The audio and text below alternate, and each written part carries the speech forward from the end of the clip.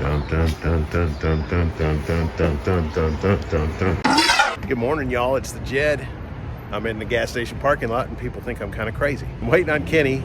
He and I are taking a road trip. We're going to go up to Northern California and do some riding. Hey, before I get there, thank y'all for those of you who subscribed. If you haven't subscribed, I hope you will. Join us on the channel. Either way, I hope you'll hit that like button. So, in about 10 minutes, Kenny ought to get here, gas up, and we'll get out of here. We're going up to Northern California for a couple of days. We're just going to slab it up there. We're going to take the 5 to the 99 to the 41 to the 49, and that's where it gets interesting. We'll be in gold country, and we're going to spend the night up there, probably in Sonora or maybe Jamestown or maybe a little town called Angels Camp. More to come on that. I'm not going to film much going up there because it's just slab, but once we're up there, there should be some pretty mountain passes. There's a little look at gas prices in Southern California. I just spent more on a motorcycle tank full of gas than I think I ever have in my life at $4.73.9 a gallon. I put almost 5 gallons in the bike this morning. And we got to get a beauty shot of the GS this morning.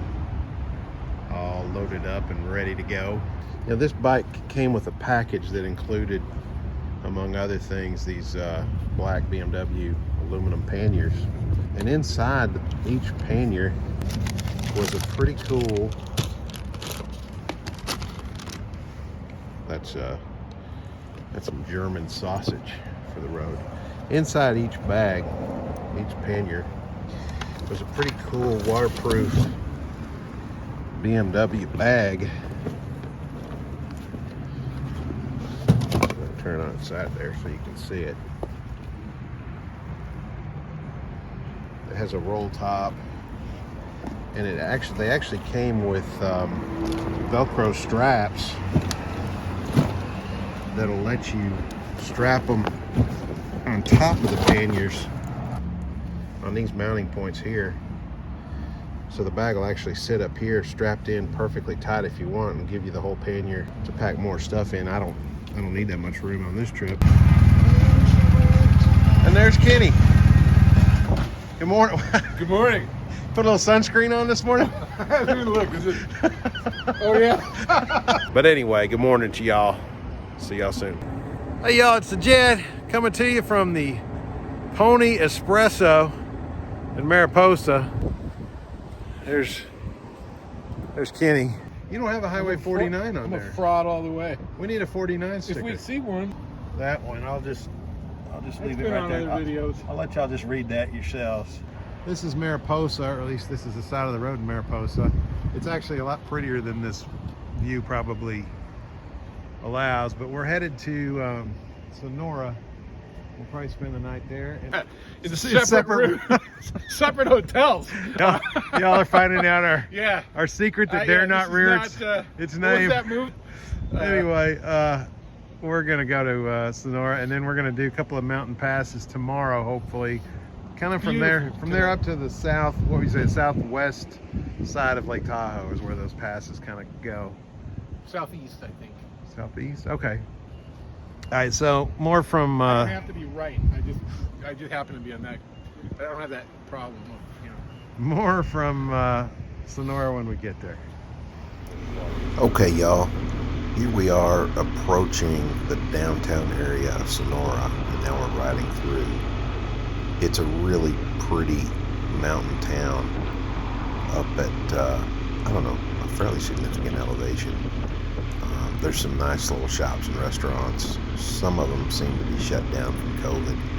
There's a real sort of historic and quaint hotel up here called the Sonora Inn, but Kenny and I opted for cheaper accommodations at a motel that's sort of down the way. This is us leaving downtown and headed back toward where the motel is, where we stayed.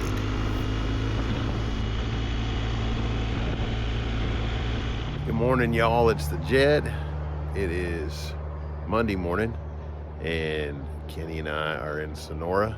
Here's a look at where we're staying in Sonora. Kenny's door is open. Dun, dun. Dun, dun. I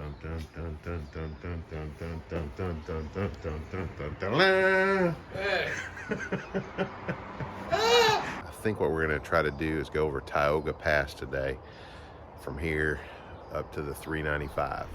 All right, here we are in Groveland, which is up the 120, kind of up the early part of the Tioga Pass.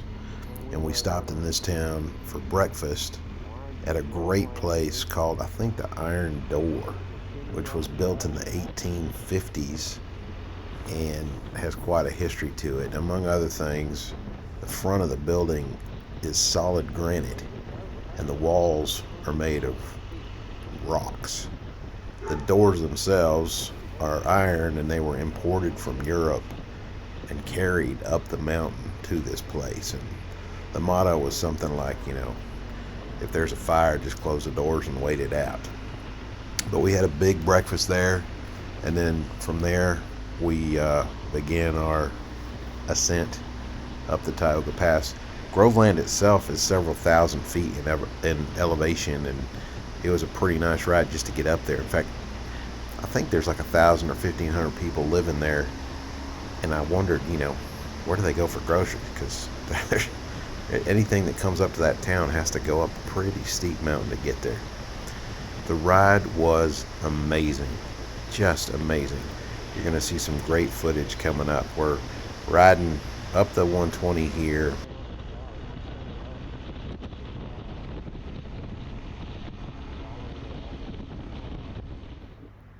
Okay, here we haven't realized it yet, but what's happened is we've got to the end of the line waiting at a toll booth that goes all the way across the 120, where you are forced to pay an entrance fee in order to get into Yosemite Valley. But Kenny and I weren't going to go down into Yosemite Valley. We were just going to cut across the 120 all the way to the 395. So eventually, well, first we made a little illegal maneuver here and wound our way up the side of a long stretch of cars. And then we realized why they were all stopped. There's a toll booth that goes all the way across the 120, and it's there, so you have to pay a entry fee to get down into Yosemite Valley from there. But Kenny and I weren't going to go into Yosemite Valley. We were just going to continue across the Tioga Pass, the 120, all the way to the 395.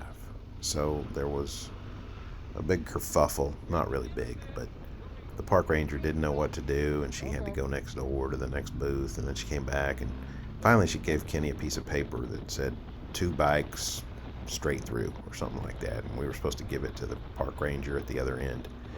And we weren't supposed to stop anywhere, but we didn't have to pay, so that was great. And the ride got even more amazing from there up the Tioga Pass. The climb was steady, and eventually we wound our way up to 7 and 8 and 9,000 feet in elevation. We could see snow and amazing formations. All right, y'all, I apologize. There's probably a lot of wind noise up here, but this is what we came for. We're on the side of the road, just maybe halfway through the Tioga Pass, and check out that view. And I have a feeling we're in for way more. We're at about 8,200 square feet. Sorry about that wind. Kenny, how's the ride so far? Wow, it's inspiring would be the word I would say. It's quite a feeling to be out here. It's just overwhelming, or it's whelming. It's over. Wait, that's Chris's line. Sorry. It's overwhelming. That's our friend. It's yeah.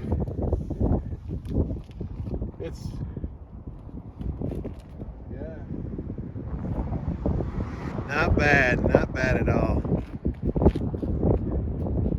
That's our break for now. Put a new battery in the GoPro, so we'll get some more footage. See y'all on the road. You want to lead for a bit? Okay. Huh? Would you prefer it? No, either way. I'm fine hanging back. I'm gonna probably take it kind of easy. That's fine. Absolutely. Everybody we passed along the way is passing us now.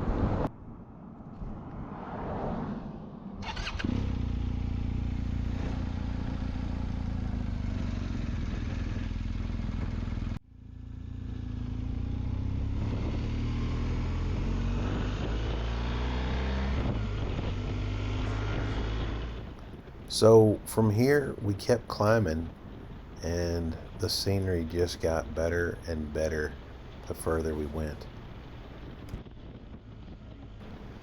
And then finally we reached a point where the views, the vistas were just godly. At that altitude, the sky was just blue as blue can be, and the scenery was breathtaking, just truly breathtaking. You try to reach a balance when you're on a bike as capable as these between enjoying the ride for the ride and being able to slow down enough to look around you, and we were able to do both.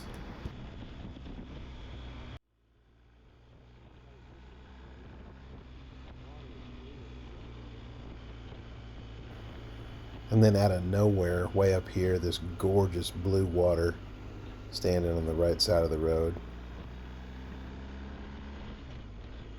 And super cool formations too.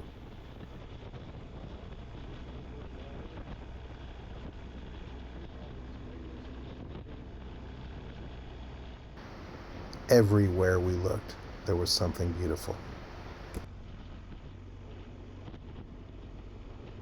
We were here on a Monday.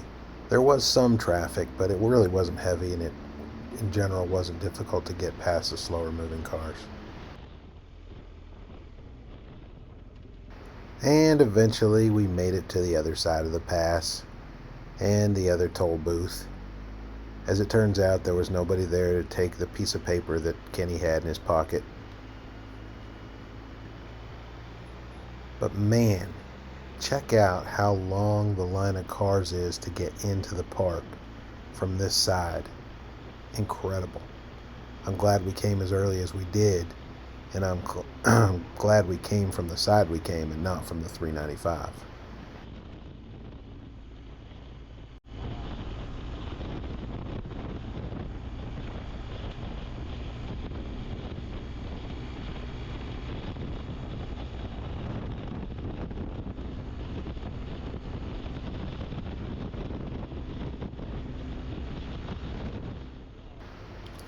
As it turns out, we still had a fairly steep descent ahead of us.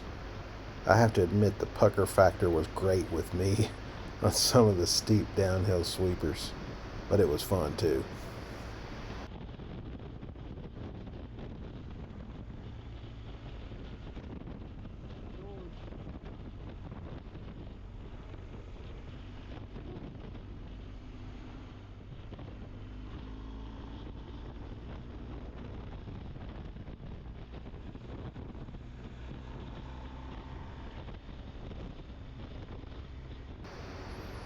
Finally, we reached the intersection with the 395, and it was time to put a little gas in the tanks and stretch our legs and talk about how much fun we just had.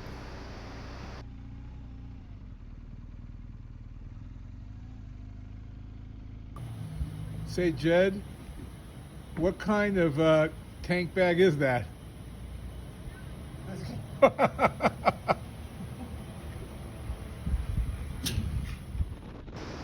And then from there, it was about a 275-mile jaunt down the 395 south toward Los Angeles. From the 395, we took the 14 for, I don't know, maybe the last 100 miles or so of the journey. Kenny's a great traveling companion. He's a great rider, better than I am for sure, and I really enjoy being on the road with him.